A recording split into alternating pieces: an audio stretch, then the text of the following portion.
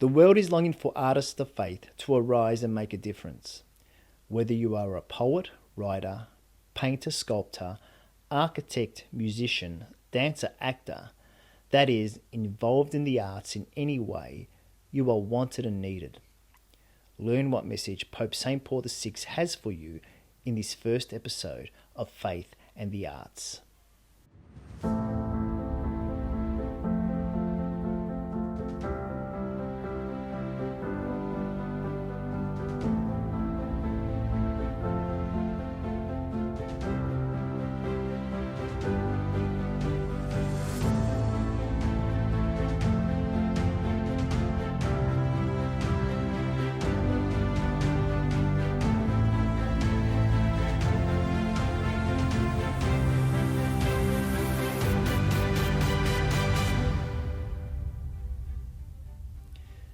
The contemporary and modern artistic culture was well known to Pope Paul VI.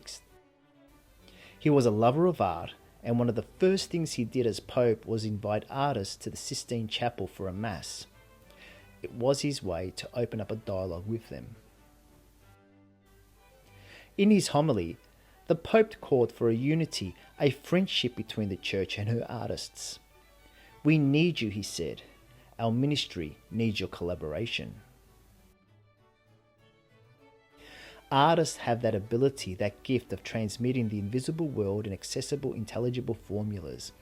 They understand the treasures of the heaven of the Spirit and to enrobe them with word, with colours, with form, with accessibility. Pope Paul VI lamented the rupture in the friendship between the Church and artists. "We have not broken, but we have upset our friendship," he said. He did chastise those artists who entertained certain artistic expressions which have offended the Church and at times have forgotten the purpose for their artistic expression.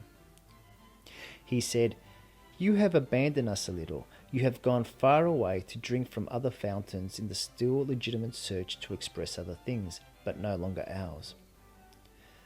Art should be intuition, it should be talent, it should be happiness. But you do not always give this talent, this happiness. At the same time, Paul VI did recognise that the Church was not also without fault. But how and in which way? First, it was by stifling creativity, by imposing imitation as the first rule and not allowing artists enough independence to explore their ideas. Second, the Church failed by not allowing her artists to enter into the full mysteries of God. We do not bring you into the secret cell where God's mysteries make man's heart jump for joy, out of hope, of gladness, of exhilaration, and for this reason you did not recognise us. On December the 8th, 1965, at the closing of the Second Vatican Council, Pope Paul VI gave another address to artists. In this address, he called for a renewing of an alliance between the Church and artists. "You have built and adorned her temples, celebrated her dogmas, enriched her liturgy.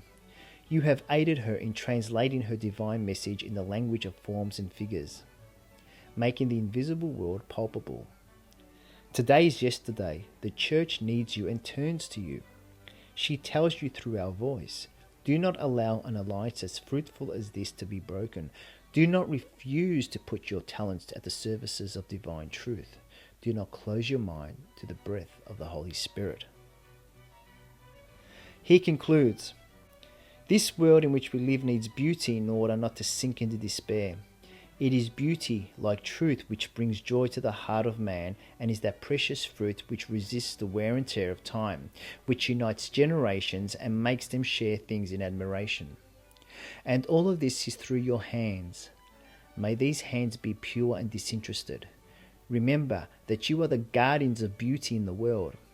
May that suffice to free you from tastes which are passing and have no genuine value, to free you from the search after strange or unbecoming expressions.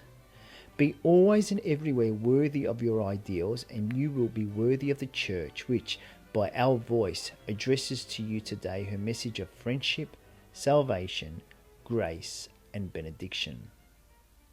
Pope Paul VI called for the reuniting of the Church with her artists. This YouTube channel, Faith in the Arts, exists to keep this call alive. Hopefully, this channel will inform and inspire others to ponder the relationship between the arts and faith.